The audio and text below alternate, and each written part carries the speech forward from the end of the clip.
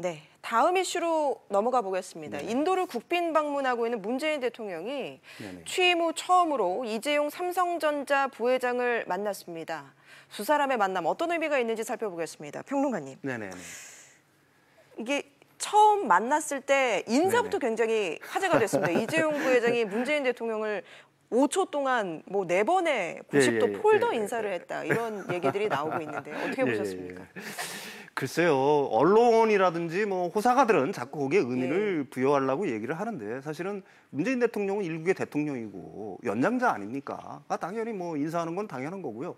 또 자기 회사에 어떻게 보게 되면 축하해로 좋은 뭐 일국의 대통령 아니에요. 따라서 뭐 인사하는 건 당연한 거고요. 이 부분에 대해서 뭐 그렇게 크게 의미를 부여한다는 것 자체는 저는 뭐 그거는 뭐 의미가 없다 오히려. 그 자체가 무슨 의미가 있느냐. 인사할 수도 있고 뭐 한 거지. 당연히 또 인사해야 되는 거고요. 문 대통령이 일자리 창출을 당부했고 이 부회장은 노력하겠다라고 답을 했다고 합니다. 앞으로 삼성이 어떤 식으로 화답을 할까요? 삼성은 뭐 작년 올해에 걸쳐가지고 반도체 부문에 엄청난 투자를 했죠. 근데 사실 고용 증대 효과는 별로 없었습니다. 왜 그러냐면은 삼성이라는 회사 자체가 이제 더 이상 노동 집약적, 다른 말로 해서 고용 유발 계수가 큰 업종에 대한 투자를 하는 회사가 아니에요. 우리나라 대기업들이. 자본 집약적이고 기술 집약적인 부분에 투자를 하기 때문에 사실은 그 부분에 대해서 뭐 고용이 일어날 수는 있겠죠. 그렇지만 소수의 전문가들만 몇 명 정도 이렇게 뽑으면은 충분히 운영할 수 있는 그런 시스템이기 때문에 삼성이 투자를 늘리고 고용을 늘리는 데는 제가 생각하기에는 한계가 있을 거라고 봅니다. 적극적으로 추진한다 이런 얘기도 있던데요. 적극적으로 추진한다고 그래가지고 우리나라에서 가령 뭐 휴대폰을 갖다가 조립할 수 있는 라인을 갖다가 만들어서 몇만 명, 몇십만 명 단위로 할 수 있는 건 아니고 그건 어떻게 보면 기업 입장에서는 효율성이 떨어지는 얘기고요. 대신 뭐 가능하면 고용을 늘리려고 애를 쓰겠지만은 고용을 획기적으로 늘리는 데는 한계가 있지 않느냐 이런 생각을 합니다. 일각에서는 지금 이재용 부회장이 재판을 받고 있는 중이기 때문에 문 대통령과의 만남이 부적절했다 이런 지적도 있습니다. 그렇지는 않다고 봅니다. 대통령은 기업을 서포트하는 입장이거든요. 그다음에 자국 경제를 부흥시키기 위해서 가령 뭐 얼마든지 기업인을 만날 수가 있는 거죠. 대신 법과 원칙에 어긋나는 어떤 부탁이라든지 청탁이라든지 유착을 위해서 만나는 게 아니지 않습니까? 언제든지 만날 수가 있는 거죠. 그 부분에 대해서 어떤 의혹의 어떤 눈초리를 바라본다는 것 자체가 문제가 있다가 그럼 문제가 있는 발상이다 저는 그렇게 생각합니다. 그럼 이재용 부회장 재판에 뭐 전혀 영향이 없다고 보시는 건가요? 그런 정도의 단계는 이미 지났다고 보는 거고요. 그거는 뭐 사법부의 판단에 맡기는 거고요. 대통령이 뭐 거기 부분에 대해서 뭐 재판에 감나라 배나라 할 그런 어떤 우리들이 어떤 뭐 시대가 아니지 않습니까? 이미 그런 시대는 지난 거고요. 사실은 그거는 사법부의 판단을 온전히 맡기는 거죠. 이번 만남하고는 전혀 무관하다고 봅니다. 그럼 이런 측면에서 보면 어떨까요? 삼성과 정부의 감정의 골이 좀 깊었는데 좀 이번에 전환하는 계기가 됐다고 볼 수 있을까요? 감정의 골이 깊었다는 거는 저는 어폐가 있다고 봅니다.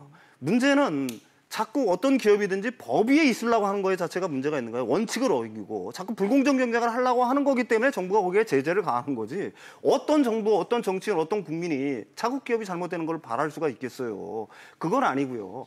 법과 원칙을 준수하고 공정 경쟁을 한다 그러면 당연히 기업을 갖다가 독려해주고 칭찬해주고 기업을 자꾸 이끌어주고 하는 건 당연한 거죠. 근데 기업과 정부 간에 마치 무슨 뭐 현 정부 내에 어떤 반기업 정서가 있는 것처럼 얘기를 하는데 이론적으로 반기업 정서라는 건 있을 수가 없는 거고요. 기업이 원칙과 법과 원칙을 지키도록 잘 유도하는 게 정부의 책임 아니겠습니까?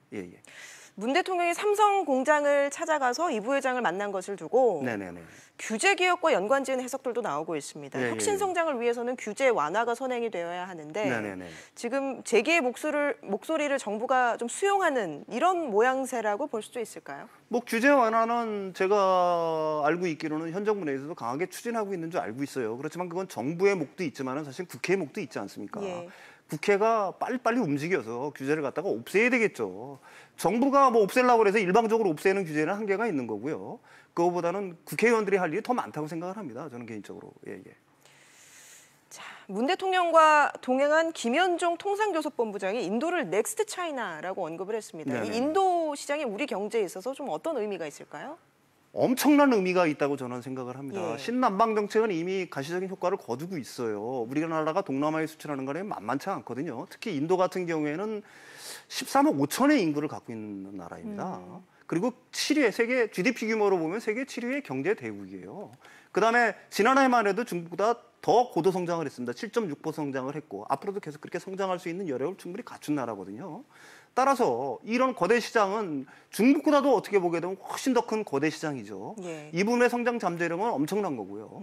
한국은 반드시 거기에 공력을 기울여야 될 거라고 봅니다. 인도뿐만 아니라 인도네시아, 말레이시아 시장 같은 경우도 굉장히 큰 시장이라고 볼 수 있어요. 잠재력이 큰.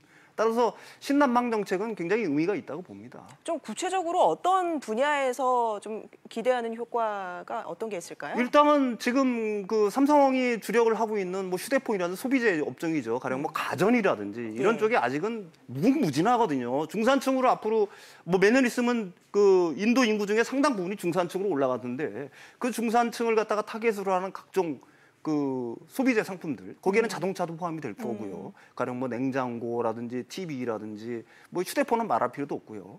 이런 어떤 전체 소비재 산업군에서는 우리나라가 침투할 수 있는, 우리나라가 공략할 수 있는 여지가 상당하다고 봅니다. 알겠습니다. 예. 오늘 말씀 여기까지 듣겠습니다. 윤석천 경제평론가와 함께했습니다. 고맙습니다. 예, 감사합니다.